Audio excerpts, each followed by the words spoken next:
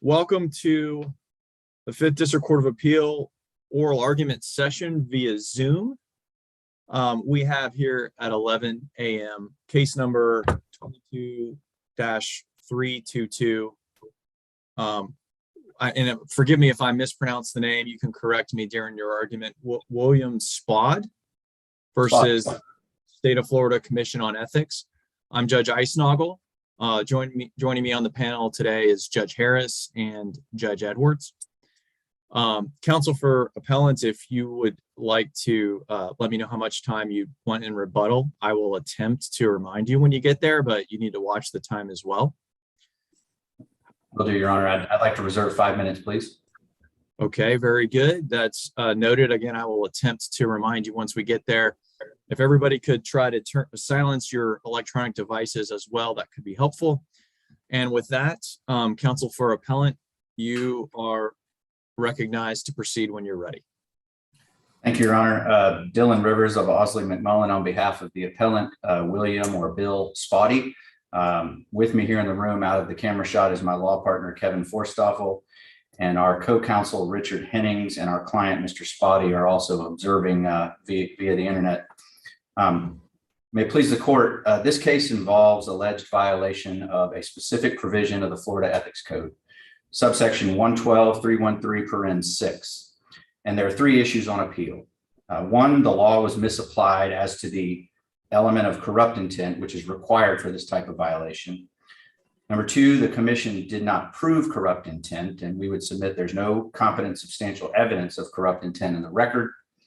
And three, the penalty is an abuse of discretion. Now, beginning with the first issue, this is a question of law subject to de novo review. And importantly, because this is a penal statute, it has to be strictly construed with all doubts resolved in favor of Mr. Spaude. And penal statutes are never to be construed in a manner that would extend them beyond what the black letter of the law expressly says. So let's look at what the statute actually says and relatedly what it doesn't say.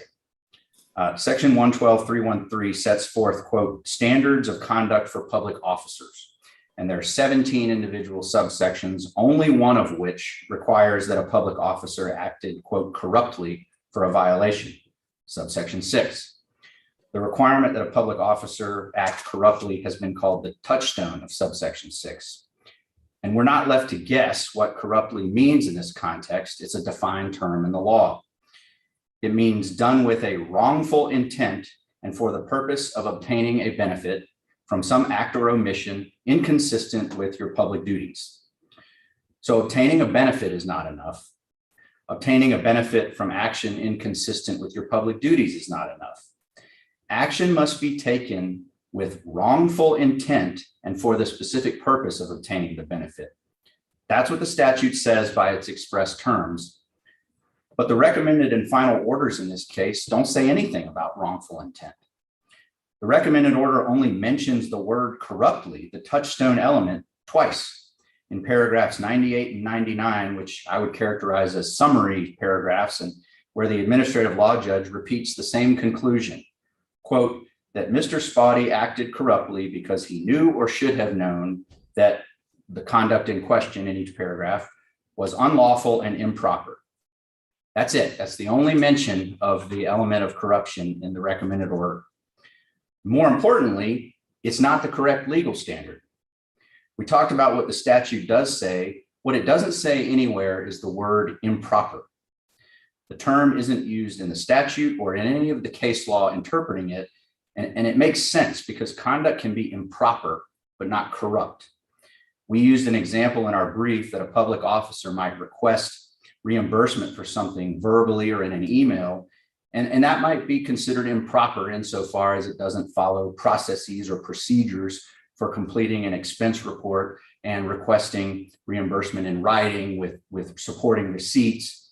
But if the reimbursement is for legitimate expenses that were actually incurred in the line of duty, it can't be said to be corrupt. But counsel, this wasn't, I mean, let's take the credit issue, right? At what was the store? Core in Maine. In Maine. I mean, that's not just it doesn't strike me that that's merely a procedural type impropriety, right? I mean, and if so, Explain to us how. Well, what I would say, Your Honor, is that even if Just so we're clear, using the city's credit to make what is essentially a personal purchase, even though the record indicates that the city never actually made payment, right? Your client actually ended up making the payment, but I mean, no other city, no other resident in the city could have done that, right? I mean, that's undisputed. I would agree with that, Your Honor. And what I would say is that even agreeing with you on the notion that perhaps that shouldn't have been done, perhaps better judgment shouldn't have prevailed, it is still incumbent, and the law requires the commission to prove corrupt intent, wrongful intent. And what I would submit is that the record is pretty well undisputed that we're talking about a matter of, even if it's bad judgment, there's a lack of corrupt intent. This is about convenience. The record's undisputed that my client tried to find these items at a couple of other places before driving 30 minutes out of his way to a store where he had no idea the power was out, tried to use his personal credit card, only used the city account and said, I'll immediately reimburse the city, which he tried to turn around and do. And instead, he didn't reimburse the city. He just paid the bill. So no Counsel, city. I mean, I can see that this is not concede here, probably this is not the most egregious fact pattern, right? That the commission has seen or that this court has seen. But why isn't it sort of from an objective standpoint, right? Why isn't it enough to say, look, whether someone, subjectively knew that they shouldn't use the city's credit to make a personalized purchase, why isn't it so? Why can't we look at it from an objective standpoint and say, look, you should have known that you cannot use the city's credit to make a purchase, if for no other reason than no one else can do that? Well, Your Honor, what I would say is, and again, even in conceding the point that perhaps this shouldn't have been done, perhaps the optics are bad, perhaps better decision-making should have been made, this particular subsection of the ethics code only punishes wrongful intent. It doesn't punish bad decision-making. It doesn't punish anything other than essentially willfulness. And I think that on this record, the commission, the wrong legal standard was applied. And even if the correct legal standard was applied, there's no competent substantial evidence of corrupt intent. I mean, the law tells us what the commission had to prove, and I don't see it in our record. And to use another example, Is should have known enough, though? I am not aware, other than the language used by the administrative law judge in this case, I am not aware of another case that under this particular subsection of the ethics code punishes should have known. Now, would the commission have to sort of get an admission then? I mean, how do they get into someone's mind, right? If should have known is off the table, do they absolutely need an admission then? Well, certainly not. I mean, I recognize that the notion of intent, whether it's in the context of this statute or fraud or anything else, the notion of intent is not something that folks wear on their sleeve. It has to be gleaned by the facts and circumstances. And returning to the issue, I don't think the facts and circumstances show that at all. To the extent that there's a should have known better, to use sort of colloquial terms, to the extent there's a should have known better, again, perhaps conceding should have made better judgment, should have known this wasn't going to be looked at as good. But the law says it has to be either a violation of law or a violation of the code of ethics. And I don't think that there's anything in the record that shows where the commission demonstrated that my client knew or should have known he was violating the law, whether it's a law in the code of ethics or any other law. I mean, he didn't steal anything. He reimbursed the money. By all intents, that was never his intention of doing anything other than just. But was using the city's credit, did that provide a benefit to him? I certainly would concede that point, that there was a benefit of using an account at that moment. But again, obtaining a benefit is not enough. It has to be done with wrongful intent. And if his intent was never, I'm going to keep these items without paying for them, or I'm going to do something wrongful. If his intent was, I'm going to immediately turn around and pay for them, I don't know that that's wrongful under any measure, other than obviously the commission deems it to be improper or bad behavior. But there's no authority for punishing improper behavior unless it's. I mean, you can see that that's obtaining a benefit, using the city's, using a resource, or, you know, whatever we want to call it, that belongs to the city, that the average person could not have obtained that benefit, right? Only the mayor or someone in a similar position could have obtained that benefit, right? I would say that's probably true. I don't know that our record says whether the store would or wouldn't have extended credit to anyone else, but I would say. I thought the record was pretty clear on that, but I'll go back and look if you think that it wasn't. Council, what you're focusing on really is two things. One, that there was no wrongful intent, and two, that the fine was excessive. Is that your two main points? I would say that's true, Your Honor, although the first point as to wrongful intent is sort of, there's two layers to it, one of which has to do with the legal standard and the other has to do with the evidence, with the proof. And while they certainly bleed together with one another, we did raise them as two separate issues in our briefs. But yes, generally speaking, you're correct.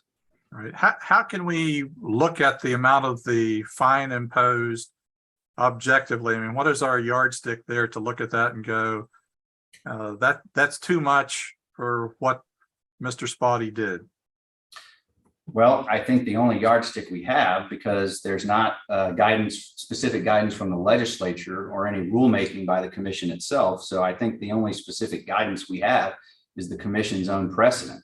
And the precedents that we cited, you know, we would submit are significantly more egregious than, assuming any violations occurred here, they were significantly more egregious, and yet the fines were commensurate or with what we're dealing with here. I mean, you have by the commission's own evidence and its witnesses' calculations, you have a benefit to Mr. Spotty, a financial benefit of something on the order of, I don't remember precisely, 80 or 90 bucks, less than $100, and you have a fine of $5,000. That's 50-fold more than the financial benefit. And if you look at the commission precedent, they go through the exercise of, well, how much would it have cost to rent this slip at this marina on a monthly basis? Okay, calculate that times how many months. That's the financial benefit you received. So we're going to penalize you to that amount. You should have paid for it.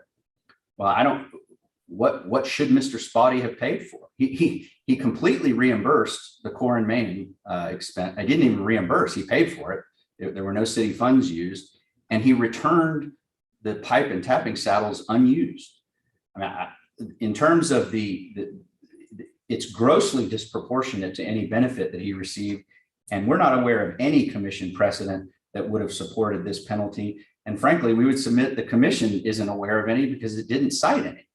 It essentially ignored its own precedent that we submitted to them, instead focusing on the fact that, well, he didn't acknowledge that he did something wrong. Well, there's no law for that. I mean, an individual is allowed to defend themselves against allegations in this type of case or any other, and you don't get walloped with a worse penalty because you decided to defend yourself and say, I didn't do anything wrong. But that's the commission, that's the position the commission took. It's not rooted in the law, and we would submit it's an abuse of discretion. You got to follow your own precedents. You're a state agency. I think I've covered most of the first issue in terms of the issue of law. If I want to get to the fact issue, the second issue on appeal, which is that even if the correct legal standard was applied, we would submit there's no competent substantial evidence of corrupt intent. And as the court's aware, there's a heightened standard of proof here, clear and convincing evidence. And the Supreme Court says it requires the memories of witnesses to be clear without confusion. The facts to which witnesses testify must be distinctly remembered. And with regard to the plumbing supplies issue, the commission, in our view, all but concedes the point by arguing that what Mr. Spotty did was, quote, inherently wrong. It's inherently improper. Well, that may be the commission's position, and that may be what they think of it, but there's certainly no law supporting something being inherently wrong. I mean, the law requires proof by way of evidence, and in this case, clear and convincing evidence, and there is none. Mr. Spotty was very transparent about his intentions. He said, can I borrow these things? I'm either going to return them unused, or I'm going to, if I do use them, I'm going to reimburse the city for the cost, which, by the way, the record is undisputed, is something the city had done in the past. They had allowed purchase of items that it had in inventory. I mean, this is a small town. It operates a little differently than what. Had they ever delivered using city resources, delivered the products to other residents? I'm certainly not aware of that. I believe that the witness who provided that delivery said he had not done so, but I don't know that we have any evidence beyond that. What about letting residents just take things and say, hey, if I use it, I'll pay you, and if not, I'll bring it back? I'm not, Your Honor, candidly, off the top of my head, I'm not sure that question was ever asked of any witness. I'm not sure. And then in regards Counsel, to you're at 5 minutes now, just so you know. You can keep going if you'd like. I'll reserve the rest of my time. Thank you, Judge. All right. Thank you, counsel. And with that, counsel for the appellee, you have 20 minutes and you may begin whenever you're ready. Good morning. May it please the court. I am Melody Hadley, Senior Assistant Attorney General on behalf of Commission on Ethics. Today, we ask you to affirm the Commission's final order that appellant violated Section 112.313, subparagraph 6 Florida statutes, also known as the misuse statute, as no error has been demonstrated. Appellant's spin on the matter does not negate that he, as Mayor Bushnell, the head of city government, used the city's property and resources for his personal benefit on multiple occasions. It is appellant who took the oath to support, honor, protect, defend, and defend the Constitution of Florida. It is also— Counsel, can you tell me, you mentioned that twice in the brief, what part of the Constitution of the United States or what part of the Constitution of Florida did Mr. Spotty violate in taking the PVC pipe?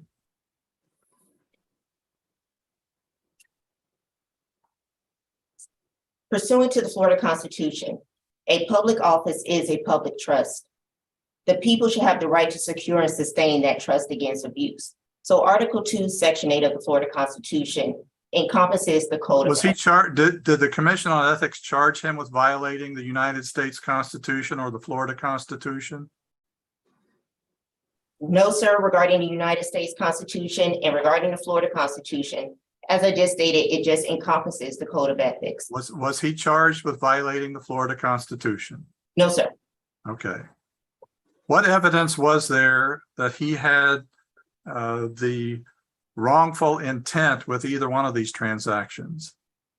Regarding the charge account, which is what happened at Core and Main, the appellant intentionally misled a Core and Main employee to believe that the products purchased that day were for the city or Core Maze, which is evidence of corrupt intent. In addition, he unequivocally invoked his position as mayor at Core and Main.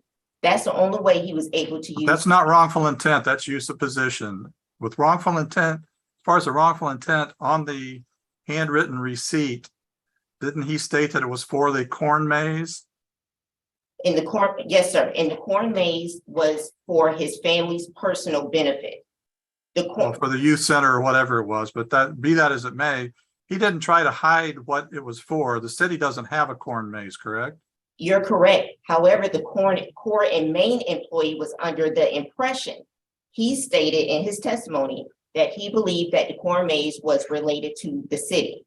He said in his testimony that he couldn't exactly remember what the conversation was, but he was of that impression, correct? Yes, sir, definitely under that impression. And did Mr. Spotty that same day, I mean, in his testimony, I think he said words to the effect, he left Core and Main and went to City Hall and told, I'm not sure exactly what her position was, but like the deputy of finance, I just did this transaction at Core and Main. I believe that is the testimony, yes, sir. And there's no dispute, that's undisputed, correct? It could be undisputed, however, it doesn't negate that his initial use, sir. I'm not, I don't think even Mr. Spotty is disputing that he really had no right to use the charge account or that it was a good idea. And he's not disputing that it was him being mayor, his use of the position. The question that I have on the issue he raises is, what's the showing of wrongful intent in him doing that? With him using his position, that is the evidence of wrongful intent. No, ma'am, wrongful intent is not that. Wrongful, he used his position. They say that. He got a benefit. They concede that, I think. But what's the proof that he did this with wrongful intent? The fact that he misled the core and main employee is evidence of wrongful intent. He misled that core and main employee in order to be able to use the city's charge account. He essentially lied in order to be able to use that core and main charge account. Didn't he try to charge it on his own credit card first? He initially did, and once he found out he couldn't, he could have left the store, but he wanted those items that day. So what? Right, and so and because he was doing something so terrible and so unjust and unlawful and everything else, he ran back to City Hall and said, hey, I just did this transaction. When he got he told him to let him know when when the bill came in, and he paid it the exact to the penny that he was told to pay, correct? It turns out he paid what the bill stated, however, that did not. Yes or no? sales tax. Yes or no? He Yes, paid he what did he was pay. told to pay. He paid what was on the bill, sir. I'm not trying to split words, but he paid what was on the bill. I'm not sure about the total, but you're correct. He paid what was on the bill. Did anybody ever mention sales tax to him? I mean, the core and main employee said that never came up, correct? I believe you're correct, sir, regarding while they were in the store. Okay, and But he was subsequently informed about the sales tax. before he paid, No, sir. did somebody ever ask him to pay the sales tax? That I am unsure of, sir. So there's no clear and convincing evidence of that. You'd agree with that?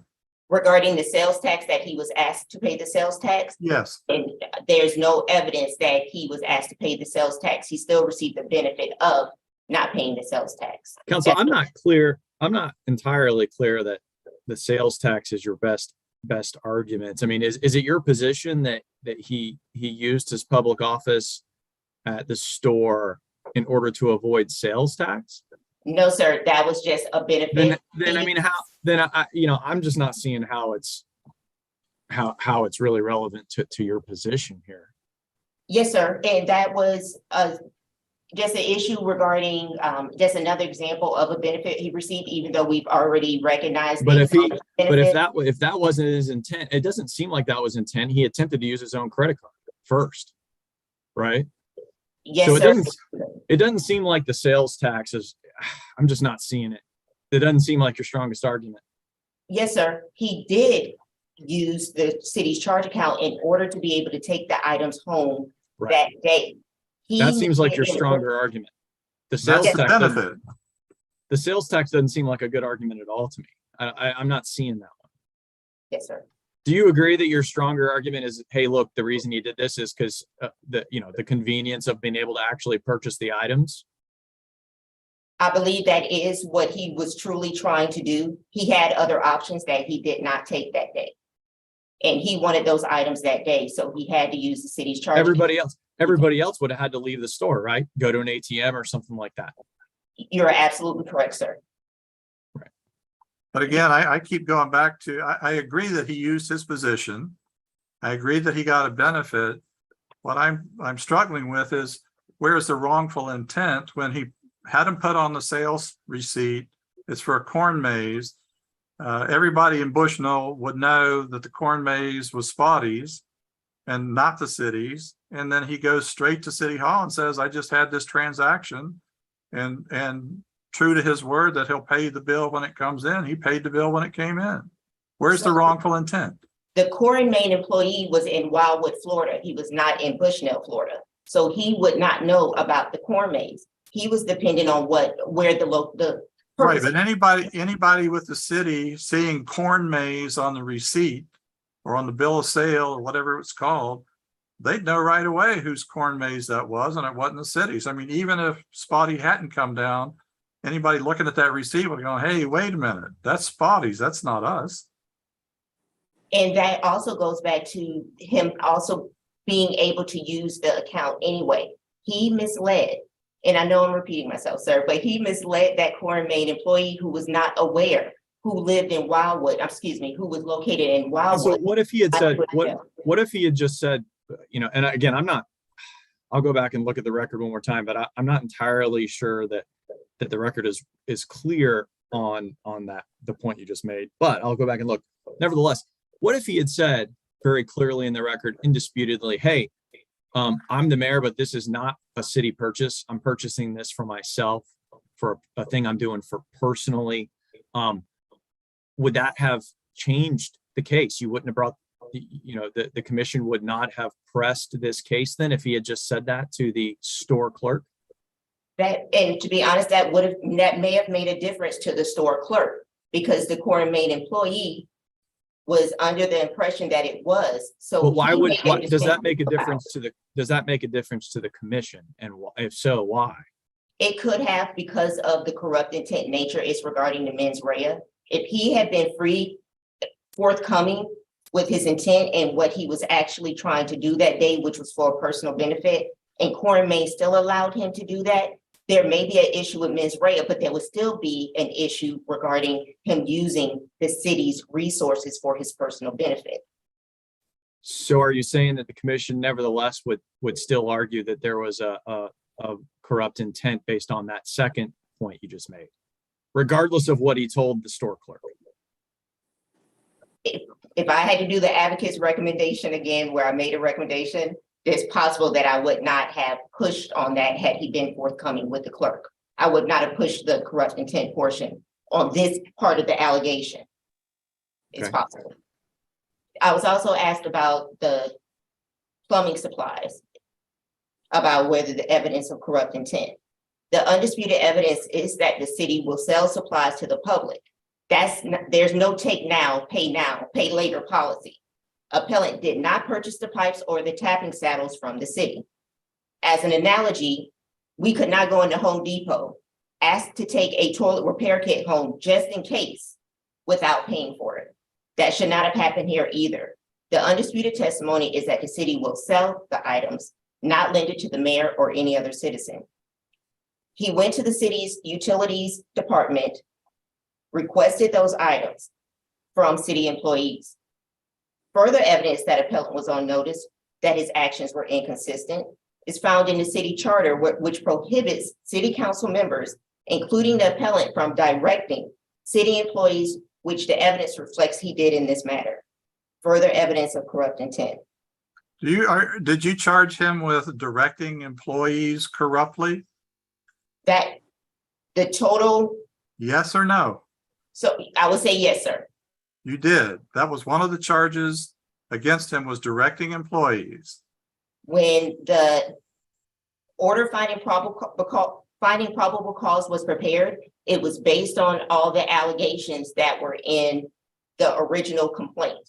That included how he misused his office regarding the plumbing supplies.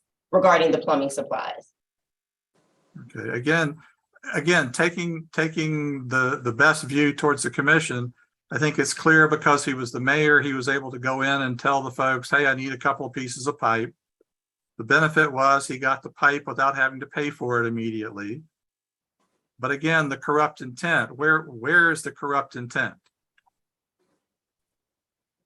So the fact that he misused his office regarding directing the employees. Right, but that's that's one element of it.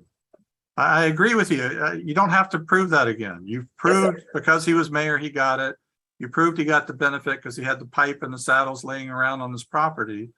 But corrupt intent, isn't that a separate element you have to prove? So I'll take the definition of corrupt intent, which I'll paraphrase for our purposes. It's done with wrongful intent and for the purpose of obtaining any benefit resulting from some act or omission of a public servant, which is inconsistent with the proper performance of his public duties. What we have here with the final order is that the appellant attempts to interchange the word corruptly with improper. The following I'm about to provide is an analysis of the definition of corruptly and how the ALJ determined that there was corrupt intent after learned, thoughtful consideration regarding the plumbing supplies. The definition uses the phrase wrongful intent. The ALJ determined appellant knew or should have known. The definition uses the phrase act or omission. The ALJ determined appellant acted by obtaining or possessing city property without paying for it. That's the benefit. That's not the wrongful intent. Please get to the wrongful intent for me. So, Your Honor, that's where the definition is. Okay, I'm sorry, let me finish. The definition uses the phrase inconsistent with the proper performance of his public duties. The ALJ determined that his actions were unlawful and improper. That's regarding the plumbing supplies. What law did he violate? And not the ethics law, because you have to have something else, don't you? No, sir. That's where it says that it has to be the law or code of ethics. And I'll skip to a portion regarding where it's appropriate for the court to look at a case called Garner versus Commission on Ethics. In that case, the court held that section 112.3136 gave adequate notice that sexual harassment of an employee was prohibited. Like Garner, section 112.3136 gives adequate notice that the use of city property and resources for a private benefit was prohibited. So the argument here is that when you look at section 112.3136, it gives adequate notice that one, a public official or employee is prohibited from using city property or resources for a private benefit. Did he actually use them? It's either use or attempt to use, sir. Did he That is attempt part to of the use them, or he possessed them? Wouldn't that be the most accurate statement? He did possess them. Okay, but again, you know, I keep going back to the wrongful intent. He told the people he wanted the pipe. I understand the delivery issue. Again, that's evidence of a benefit. You know, the wrongful intent when he said, "I'll if I use them, I'll pay for them. If I don't use them, I'll bring them back." His testimony was he forgot. I don't think forgot is wrongful intent. You may look at it that way, but again, clear and convincing evidence of the wrongful intent is what I'm struggling with, and you're not shining a light quite on what I need to look at, I guess. Well, in looking at what the administrative law judge, after he took the testimony, he found that the wrongful intent was that the appellant knew or should have known that his actions. It should have known. What case says should have known is enough? So when we look at the evidence of wrongful intent, we also can look at that circumstantial evidence may be relied upon to prove wrongful intent, which must be shown to prove a violation of the statute, misuse statute. So when we look at should have known, because as an earlier conversation, unless we have an admission at times, it would be hard to prove or difficult to prove that someone intended to take this action. We must look at circumstantial evidence as well for wrongful intent. All right. You talked about the fact that he had been to several ethics training programs before as some evidence that he should have known. Did you submit proof of what was covered in those seminars or training classes? No, sir. It was only based on his testimony having attended the ethics courses. Given the kind of unusual circumstances, I don't think there's any proof that plumbing supplies was covered in those utility or the municipality ethics classes. I wouldn't expect it to be, but probably not. But city resources and property not being able to be used for personal benefit probably was. Well, probably is not in the evidence and is not clear and convincing proof, is it? It's not in the evidence, sir. Okay. What about the magnitude of the fine? What do you have to say about that? We made our arguments in the answer brief as to why the facts and procedural postures of the 5 comparator cases cited by appellant were meaningfully different from the case at bar. It's fairly obvious that the comparator cases appellant chose are distinct in obvious and meaningful ways from the case at bar. Under the reasoning in Wax v. Horn, as cited in the answer brief, it is inappropriate to compare the seriousness of the cases where the bases for the agency action among them are so meaningfully different. And as a secondary argument about the penalties, we notice that the appellant attempted to argue that the commission considered factors it should not have when it adopted the ALJ's recommended penalty. He seized upon a statement made by a single commissioner. That statement was, quote, acknowledgement of responsibility, in my view, does not weigh heavily in consideration of penalties. We do not think the statement is controversial at all. The commissioners on the Commission on Ethics are charged with maintaining the public trust and must consider many things to effectuate their charge, not the least of which is considering whether the penalties they recommend would deter the same or similar conduct from being repeated. In conclusion, appellant intended to walk away with the plumbing supplies for his personal benefit. How do we know? It's because he asked for them. Appellant intended to use the charge account for his personal benefit. How do we know? Because he did. Nowhere in the Code of Ethics does it say it's okay to use city resources for a little while. This was not an incidental benefit to appellant while somehow benefiting the city. The trier of fact determined the credibility of the witness before him and found the other witnesses and evidence to be more credible. I stand on my written argument for any matters not addressed. I ask the court to affirm the final order. Thank you, counsel. Counsel for appellant, I think you have about 5 minutes. 4:55, and you are recognized whenever you're ready to proceed. Thank you, Your Honor.